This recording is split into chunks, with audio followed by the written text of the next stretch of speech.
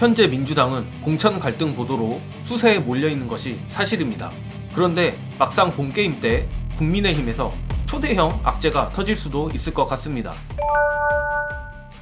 현재 민주당이 공천 잡음 보도로 몸살을 앓고 있지만 결국 공천이 마무리되고 총선 본게임에 들어서면 이러한 이슈들은 잊혀지기 마련입니다. 오히려 공천 잡음보다 비교도 안 될 정도로 크리티컬한 건 당에서 공천을 이미 줘버린 후보들의 의혹이 본선에서 터져버리는 겁니다. 그런 면에서 민주당의 후보 검증 프로세스는 빡세기로 유명하고 현재 노웅래나 기동민 등을 날리는 것을 보면 조금의 여지도 안 주려고 하는 게 느껴집니다. 그런데 국민의힘에서 공천을 확정지은 소설작가 장해찬이 총선 전체판을 흔들 커다란 폭탄이 될 수도 있을 것 같습니다. 각설하고 영상 보시고 이어가겠습니다. 성실하게 2년 동안 사회복무요원으로 근무하고 소집 해제했음에도 아무 근거 없이 의혹 은운하는 문제를 제기한다면 당연히 좌시하지 않겠다. 뭘 의혹을 제기한 거지? 자, 지금 의혹이 뭔지, 뭐에 대해서 의혹을 제기하는 건지도 설명이 없고요. 그리고 그 의혹에 대해서 해명하는 내용도 뒤에 없습니다. 저도 이제 여의도에 레이더들이 있지 않겠습니까? 여러 기자들이 저 부분에 지금 포인트를 맞추고 있습니다. 자, 근데 왜 병역 문제냐? 그럼 지금 이제 본인 얘기하는 걸로는 국회의원 후보자로 고시할 수 있는 내용까지만 딱 공개하는 겁니다. 국회의원 후보자하고 다른 고위공직자들하고 다른 게 뭐냐? 병역 관련된 사안을 고시할 때 현역으로 갔다 왔는지, 사급으로 갔다 왔는지 여기까지만 쓰면 됩니다. 그럼 뭘 안 써도 되느냐? 사유를 안 써도 됩니다. 여기서 중요한 건 사유죠. 병역 관련해서 어떤 면제 사유 혹은 어떤 사급 사유 같은 경우는 이 사람이 과연 국회의원 같은 직급을 수행하는데 적합한 상태인가라는 의문을 품을 수 있거든요. 그런 의문점을 시민들한테 던져줄 수 있어요.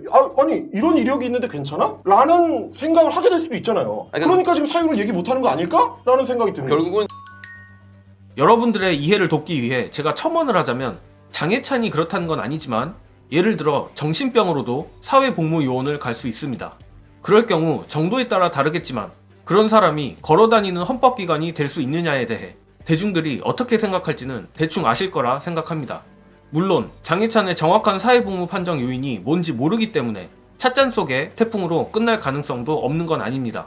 하지만 이 의혹이 사장 남천동이나 저나 여러분들이 생각하는 게 맞고 정말 수면 위로 제대로 올라온다면 파장이 장난 아닐 텐데 문제는 장해찬뿐만 아니라 간염으로 군대를 면제받은 용핵관 주진우도 의혹이 있는 상황입니다.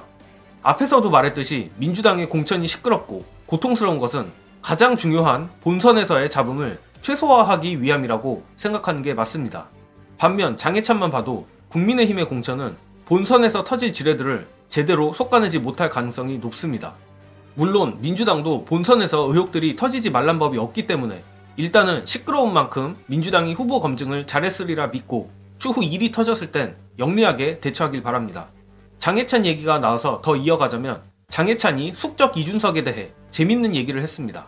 관련한 영상 보시고 이야기 이어가겠습니다. 이준석 대표가 비례대표 안 가고 화성 동탄 여기 출마 검토하는 것 같은데 어떻게 보십니까? 근데 저는 결국 그러다가 못 이기는 척 김종인 위원장이 비례 가라고 했어요라고 하면서 비례대표 갈 가능성이 굉장히 높다고 보는데요. 그래요? 예. 근데 뭐 세게 비판하고 싶진 않아요. 왜냐하면 사람이 정치에도 도의가 있는 건데 잘 안 되고 힘들 때 우리가 너무 세게 비판하면 안 되거든요. 그래서 예. 뭐 비례대표 가시면 가시는 대로 아니면 딴 데 가시면 가시는 대로 예. 글쎄요. 뭐 그렇게 이제는 막 세게 비판하고 싶은 마음이 안 드네요. 어제 쌍특검 재의결 표결 때도 개혁신당 소속 의원들은 전원 불참했죠. 말로는 윤석열에게 탄압받았네 어쩌네 하지만 결국 이준석도 똑같은 인간이란 겁니다. 그리고 제가 보기에도 이준석은 장해찬 말대로 못 이기는 척 비례를 받아 어떻게든 마이너스 4선 중진이 되는 걸 피해보려 할 거라 생각합니다. 결국 이 지옥같은 윤두창 정권을 몰아내기 위해선 민주당의 독자적인 압승이 필요한 부분입니다.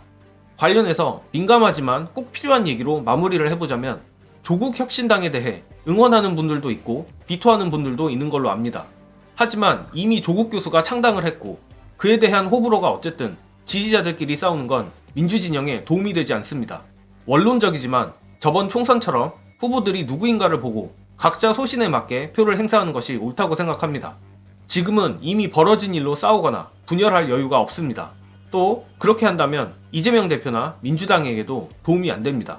부디 각자의 소신을 존중하면서도 지역구는 민주당에 몰빵을 하여 총선 압승을 이뤄냈으면 합니다.